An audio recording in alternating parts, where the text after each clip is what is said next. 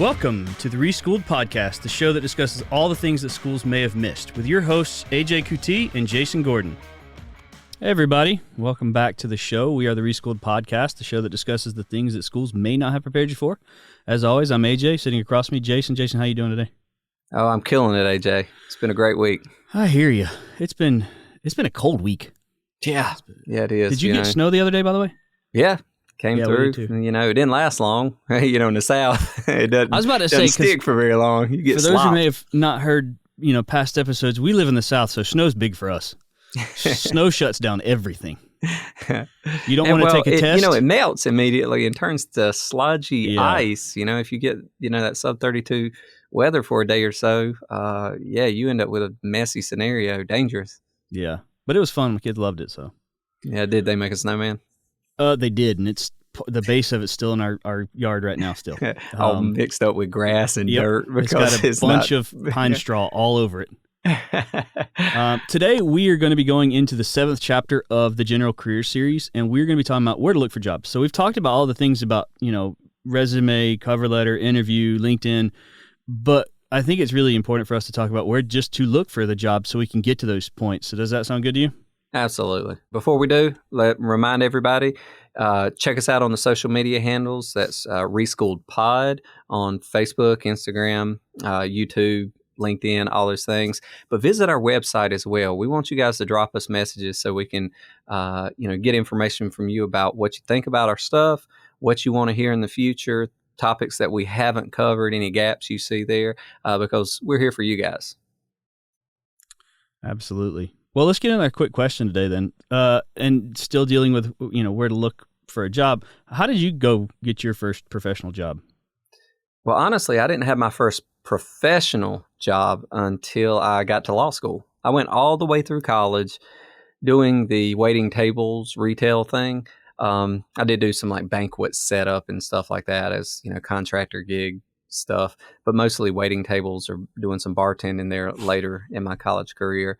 So in, law school, they had a kind of formalized program where you search for law firms or employers that are looking for legal interns or clerks or whatever type scenario. So early on, I missed that whole boat of being proactive, going out there and finding opportunities, generating an opportunity for yourself. It took a structured program like that to get me in that zone. And, that's kind of what I'm hoping, I think you are as well, that we're hoping the cutoff here for our listeners, that they don't fall into that same trap of just waiting for a structured program, waiting for something to happen for them, that you got to go out there and you got to create the opportunities for yourself. So with that being said, let me throw it back at you. What about you? When was your first professional job? I'm still at my first professional job. Really? Yeah, I professional wise. So as soon as I graduated master's program, I started teaching. And the master's program where I graduated from, which was the national championship UGA dogs. They win it in basketball or something? No, they won it in football. We may have lost all of our Bama fans, but it's okay.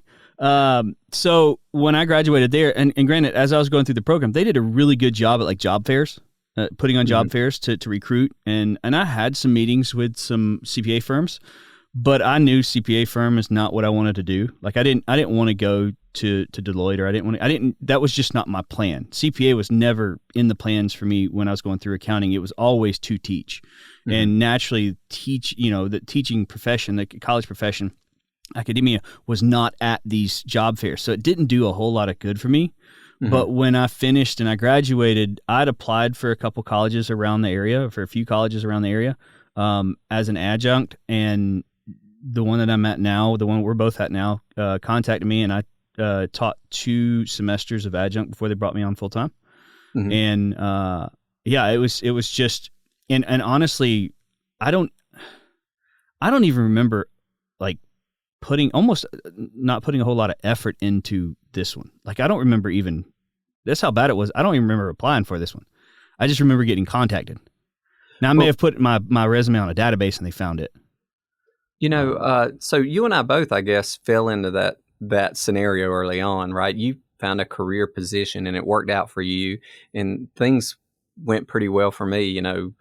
Later on, I started being more proactive, beating the street and finding opportunities.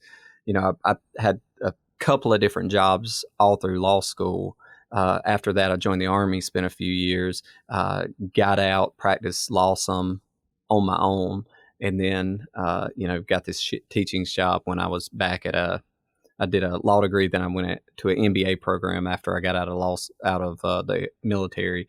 Then later on, I did a LLM in Masters of Transactional Law, uh, if type scenario, and so I was always in a place where they had these structured programs. So we're going to talk about that, right? Yeah. But what we really need to reinforce for our students is don't depend on these. Yeah. Okay. Use them to the extent that they're advantage for you, to the extent that they create an opportunity. Yes. Take advantage of them. That's one of the huge advantages of being in school. But at the same time, you on your own, without the help of the school, without going through these structured programs of organized career conferences, organized on-campus interviews, things like that, you can go out there and create opportunities for yourself, particularly in big business, right? There's a timeline to follow. There are procedures. There are ways. Small business, right? There are ways to go out there and network and to find these opportunities. So with that being said, why don't we jump in there? Why don't we? I think the common theme for this is that there's just a lot of opportunities. There's a lot of options out there for you, and that's what hopefully we're going to get through, to you today. I think the first and right now there are probably more options than ever, given the change in the job environment. Well, that's a perfect segue to the first question I'm going to pose to you, and that is, how has the job market changed? Like it's changed a lot. We're recording. This is going to air in March, I say, but we're recording it in late January.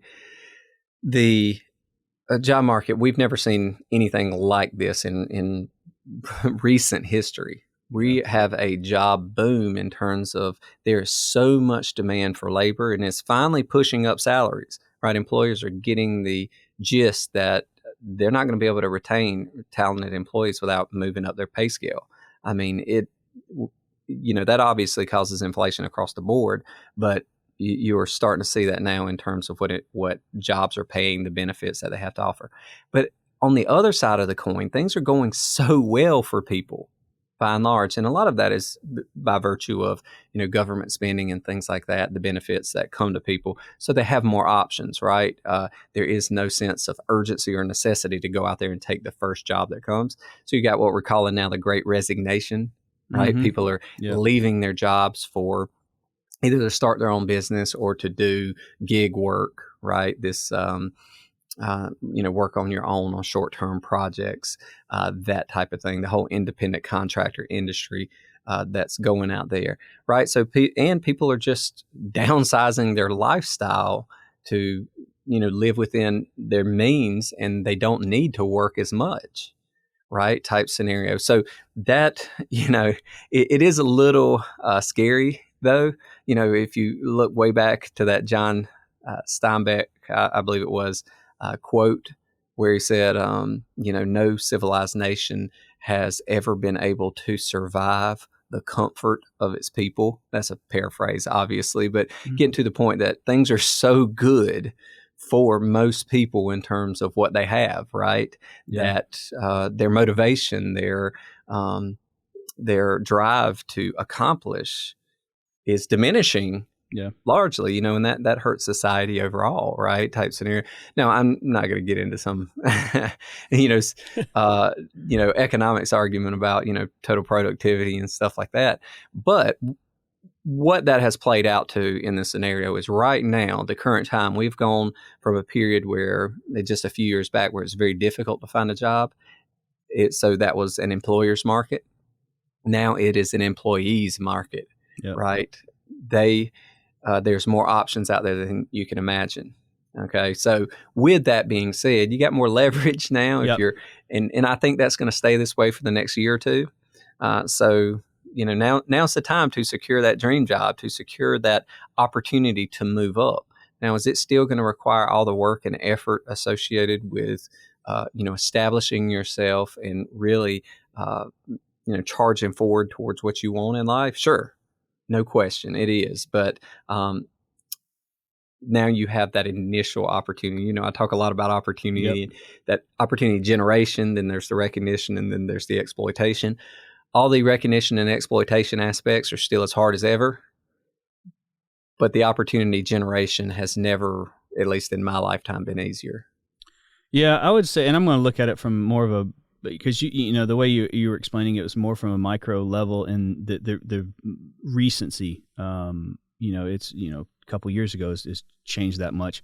I'm gonna look at it more from a macro level. You know, a couple decades ago. And I know it's recency is going to give you a lot more accuracy, but you can understand the direction and how things have changed majorly, if that's a word, when it comes to job market. And I mean, think about it. Back in the day, when the saying used to be pound the pavement to find your job. You know, you would go cold calling, or you would go knock on doors. You'd be given, your hard copy resume to businesses, not even knowing if they're hiring. Now you don't do that at all. You post your resume on a couple websites. There's other websites that you go to find specific jobs that are being, hired for specific companies. You can send them directly to that. But you don't have that anymore, where you're actually you're pounding the digital pavement. You're not doing it, physically, and that's a huge thing. Well, I'm gonna divert from your line of thinking there a little bit. I'm going to argue that people aren't doing it, but they should be. Yeah, that's there are two segments. Still, 50% of employees in the United States are hired in small business. Yeah. And these small businesses are not posting their jobs. That approximately 80% of jobs in the United States that are posted every year are never publicly posted. I did not know that. That's in the private market, and that doesn't include government, because all government jobs have to be posted, right, by law. But on the private market side, and it's a little less than 80%, it's about 78% was like last year's statistics or whatever. But that's still 4 out of 5 jobs that are created are never publicly posted. So they're hired through a number of ways. Big company, we've talked about this before in other episodes. Big companies primarily hire through one of two methods. New recent hires without experience, they hire through the structured programs. They're internship programs, and they generally only recruit through academic programs. Okay, so they go to schools, they establish relationships, they go to these large career conferences, things, and they get people into this internship pipeline. You get the internship, it's almost a substantial certainty that you're going to get a job offer coming out. And that's how most people in Fortune 500 big companies start their career in the company. But the other way is for experienced hires. They actually post it publicly, and they get what we call lateral transfers. And they do this through recruiters, right? So they're external recruiters. These are not the internal recruiters in the HR office. These people manage those external recruiters. So they hire these recruiters outside that do the recruiting process. They list the jobs on LinkedIn or Simply Hired or Indeed or Monster or any of these pipelines, right? That's just a fishing expedition. They don't do as much of that as you would think. They just put it out there for general awareness. But they are more like spearfishing, right? They are searching actively, generally through LinkedIn, right? 90% of them use LinkedIn. But they go out and find these specific candidates for the job, okay? And they try to get up a pool that they recommend to the company. Company interviews these. If they hire anybody, the recruiter gets compensated as a percentage of whatever their first year salary is. Okay, so that's the model for big companies, and that's how they bring everybody in. All right. Is it the case sometimes that they'll post a job internally or even externally where the public can see it, right? And you can apply for it. And yeah, but it's very rare. Okay, it's extremely rare, quite frankly. Now, there are the internal postings for just people inside the company, but primarily it's recruiters doing it, and then they make the recommendation to the company. So that's your big Fortune 500 thing, right? Your small company thing, the other 50% of hiring, they never list their job anywhere. They call up schools and see, do you have any interns? They list things on local job boards every now and then. But primarily it is word of mouth. They talk to people within the company already or people that they are connected to and say, do you know anybody good who can do this? Yeah. Do you know somebody who has this skill set? And then it is referral like that. Most people who get hired in small, mid-sized businesses, they were the only person who interviewed for the job. I will say, talking about, the referral side, I heard this not too long ago. There's a book, and I wish I could remember the name of the book, but the whole premise of the book is, if you want a certain job, if you're looking for a certain job, hang out with the people who do that job. Mm-hmm. Because they're going to, one, give you, you'll be able to talk to them about certain aspects of the job. You can learn a little bit more about the job, but they're also going to be the ones that's going to be able to refer you, because they're the ones that's going to be, to hear it. And so that is a really, like, me being in accounting, I don't have a lot of professional accounting friends, I guess you would say. But I had a lot of teaching friends, a lot of academic friends, because just of my background, my dad being in academia to begin with. And so, yeah, I would say that's a huge testament to that statement, and a huge bit of advice for our listeners is, if you're wanting a specific job, like if in your mind you're going, I want this job, this is my dream job, hang out with the people who do it. Yeah. You'll be able to ask them questions, and then it could lead to a referral. Absolutely. Networking is still everything. And we talk about that during our networking segment, that we do. But knowing people in the field, it becomes your referral. They're the ones who present you with opportunities, that type of thing. That's that aspect of beating the street. Now, back to that original thing, now that you say, all right, well, Fortune 500 companies, you're going to have to go through their programs, right? So no need to network there. Well, that's not true. Yeah. Right? Knowing people, being connected, still gets your resume to the top of piles. It still gets you directly referred after they go through this whole process, right? And narrow down, it gets your resume dropped in there. It gets you that interview, right? So networking still in those Fortune 500 companies, still incredibly huge. Small, mid-sized company, networking and knowing people so that you're the person that they recommend for the interview when they get word that, so ABC company is looking for there's somebody who does this, right? So back to your point, in both scenarios, in both situations, networking, hanging out with people who do that job or at least are in that industry, honestly means everything. Yeah. Okay. So I guess we need to, we've given the overview now. So how do we take advantage of these structured programs in school? And then how do we go about this whole beating the street, getting your resume out there type scenario? Well, I think, looking at it from while you're in school. So let's start there, because that's probably where most of our listeners are at the point in their academic career. Schools do a lot, especially if you go to bigger schools. If you go to bigger schools, they do a ton. Yes. It's the name recognition. Like I said, at UGA, we had, not only did we have the big four in accounting firms come to our job fair, we also had some of the smaller outside the big four firms come. We had a lot of different major companies that are looking not necessarily for CPAs, but just for accountants in their, in their administration or workers. Take advantage of those. Those are huge, huge opportunities, because they put them there for a reason. And most likely, if your school is spending a lot of time and resources on these job fairs for you as a student, their name recognition has already built a reputation within these businesses that these businesses want to come recruit you. Mm-hmm. Like, just the name in and of itself is a huge proponent of recruiting and getting you hired. So take advantage of those. Those are absolutely massive programs. And they offer all kinds of stuff, not just your job recruiting fairs. They bring people on campus for informational interviews. Mm-hmm. They have company speakers come in just to give, leadership or mentorship guidance stuff. They set you up sometimes with internships or micro internships, as they call it, these experiential learning things. There are certain classes that are project-based classes that you can take where you do projects for specific companies type things.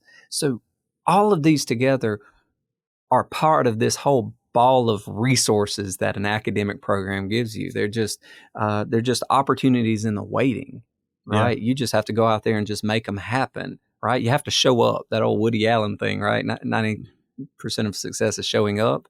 Show up, take part in these things, and opportunities begin to present themselves. So I will say this, education is good.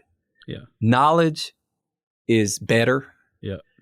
But the benefits that come along with formalized education, a structured process of going through a sequential learning process of a topic and getting a degree and whatever, the benefit of the structured job finding thing that the career centers do for you while you're part of that's might be the single biggest benefit. Hey, I was going to say too, like we're talking about how important these schools, especially like I said, larger schools, reputation is, and then also how they put in their implement a job fair for their students and stuff. That could be a point of decision when you're choosing what college to go to.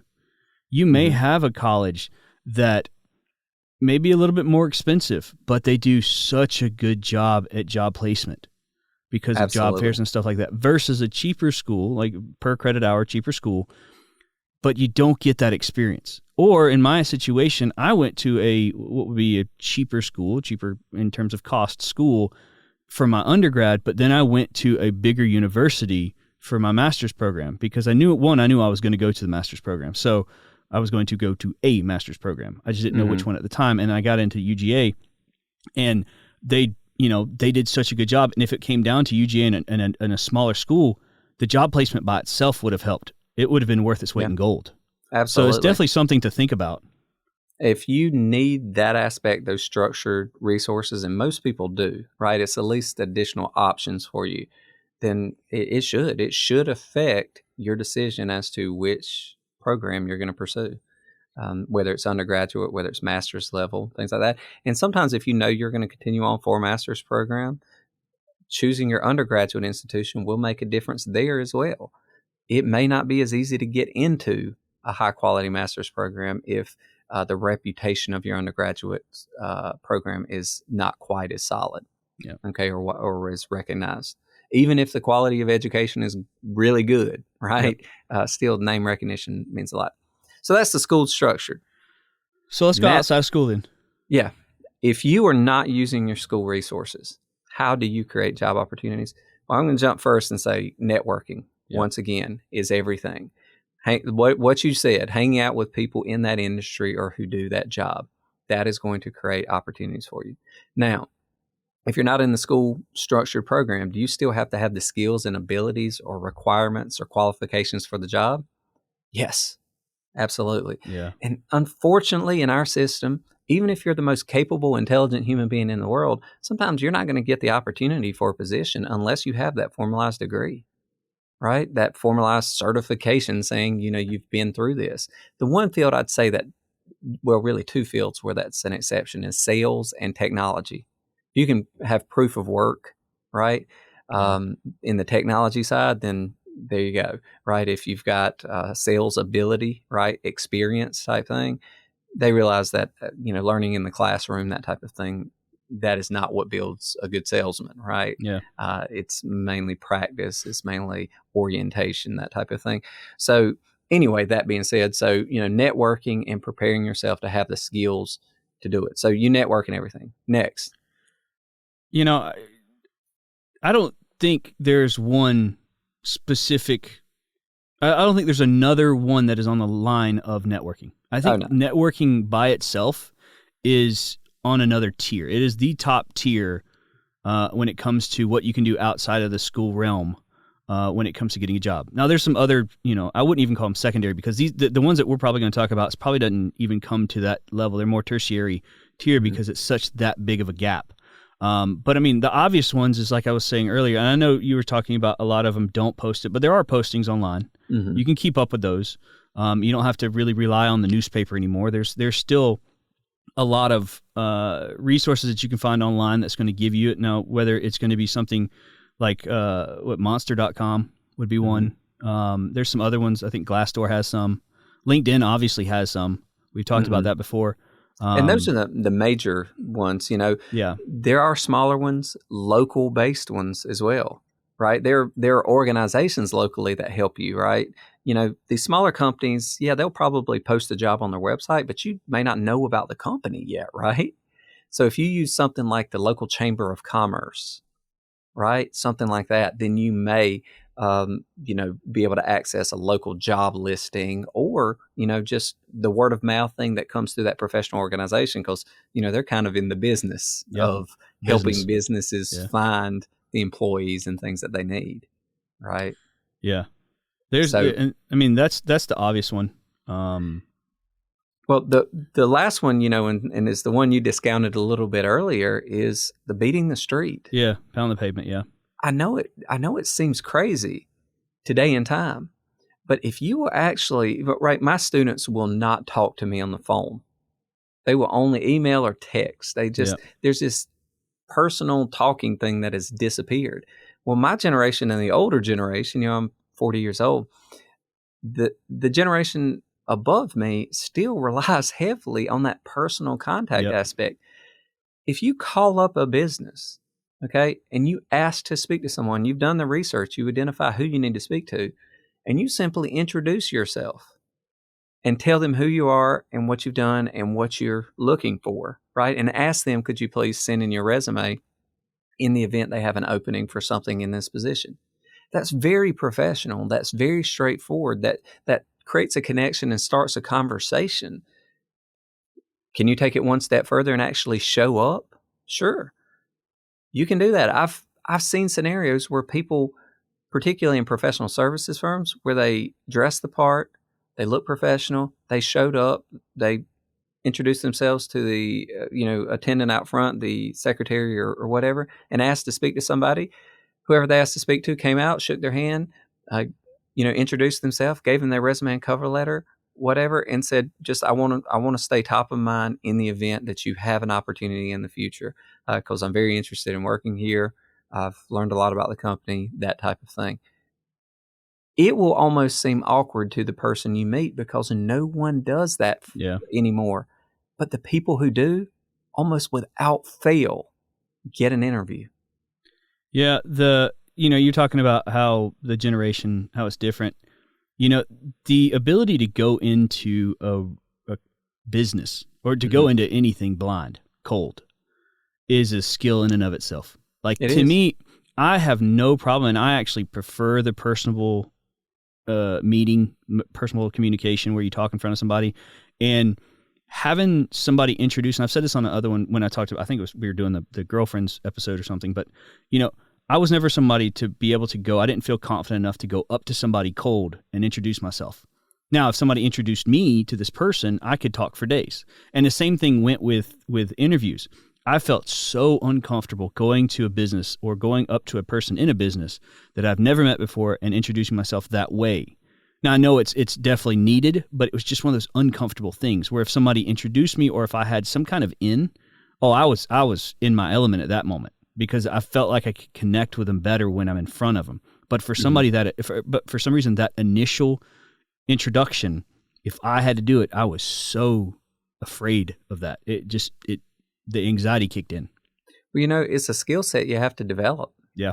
Right? I mean, just like you start with public speaking and things like Toastmasters and things like that, and these professional selling classes where you go out there and you actually practice hands-on stuff where you're trying to introduce yourself to somebody. Because to sell somebody on a product, right, it isn't just extolling the virtues of the product to them. It's creating an emotional reaction in them that makes them think that they need or want that product. How are you going to do that if you haven't at first established some level of rapport or trust in what you're telling them? So being able to sell yourself first is the first step. And it's the same way for looking for a job. When you go out there and your ability to walk into a room, make contact with somebody, establish some level of immediate rapport with them so that they're willing to listen, they're interested in what you have to say, and then you can start making the case for, right? Yeah. Whatever your skill set is, what you're looking for, that type of thing, right? And to not ask something of somebody is a huge thing. To make the person feel like it is their decision, that they are recognizing a value proposition, saying, you know, I could use somebody like you, or I know somebody who's looking for somebody just like that, right? For them to feel like they've just come across a resource rather than they need to somehow help you. Yeah. Right. Because that's a losing game, right? Yep. There's a finite amount of time, resources, people are guarded, that type of thing. Make yourself a value proposition that people can recognize. But once again, that simply takes practice. And there are training programs out there for professional selling and things like that. So you can get so many resources off of YouTube, LinkedIn Learning, that type of thing, right? Yeah. But all of these things go, so to sum it all up, right? Your Fortune 500, network like crazy, but go through these structured programs, whether it's through your school or a lateral transfer type scenario. If you're going mid-sized, smaller company, networking is still king, right? Because once again, it's going to be through referral that you get the opportunity. But also, keep looking at those job boards, keep looking at those listings, use some of the lesser known opportunities, to find out about companies and listings like chambers of commerce, even social organizations, right? Things that you're involved in. But lastly, don't be afraid to make that personal contact. Yeah. Don't sit behind your keyboard and just shoot out resumes all day long, because most of those, if not all of them, will be deleted. No human being will ever see them. Okay. I will say, with like everything in the job market, and literally everything, you have to figure out a way to distinguish yourself and differentiate yourself from the crowd. And if everybody is sitting behind the keyboard, then the best way to differentiate yourself is to go the other way and go actually get those personal connections. It's just the same thing as education. You've got to stand out education-wise. Yeah. You've got to stand out in every aspect of it if you want the job of your dreams. But especially right now in this market, employers cannot find good employees. If you are willing to say, this is the industry I want to be in, this is the career I want, this is the job I want, do the research. Find every company within, your perceivable ability to go there, right? Mm-hmm. To actually connect with them. Call them. Show up, right? Try it. Don't just do the standard of, trying to meet people who know somebody. That's good, right? But also make direct contact and create that opportunity for yourself. Sometimes these companies, they are just beside themselves, like, man, somebody stopped by that's interested in this. We could really use somebody in this area. Let's think this through. And you may not get an immediate call back, but you might, right? So there you go. That's the best advice I got on the topic. You got anything else you want to throw in there, AJ? No, I think we've hit everything that I was thinking of. And I know this is more of your wheelhouse area, because I mean you're the amount of involvement that you have in internships at our school right now. I mean, this is right up your alley. So I was excited to see what you had to say about this kind of stuff. And I talk to employers. I hear success stories. It's just, I have a wealth of information there, and it's not that complicated by and large. It just takes effort. Yep. Unfortunately, what I see, and that's what I'm trying to dissuade people from right now, being lackadaisical, sitting behind that keyboard, or expecting somehow your educational institution to just create the opportunity for you. It just, that's a fool's errand, right? If you want something, go out and make it happen. Don't wait for something or somebody else to make it happen for you. Well, that sounds like a great bit of advice. Hopefully this helped out the listeners a lot, and moving forward. And hopefully this and it's hard to say, but hopefully the stuff that we're talking about will last some time before it changes again. Yeah. And once it changes again, maybe we'll be back and do this episode again to just update it.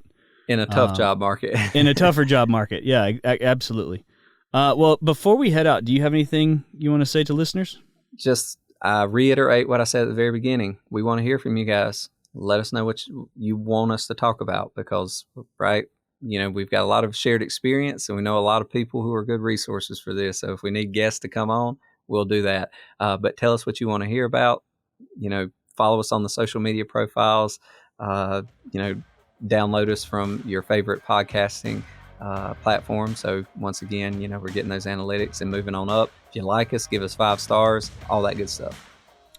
Awesome. Well, that's been a fun show. Until next time, we hope to see you there. Goodbye. Take care.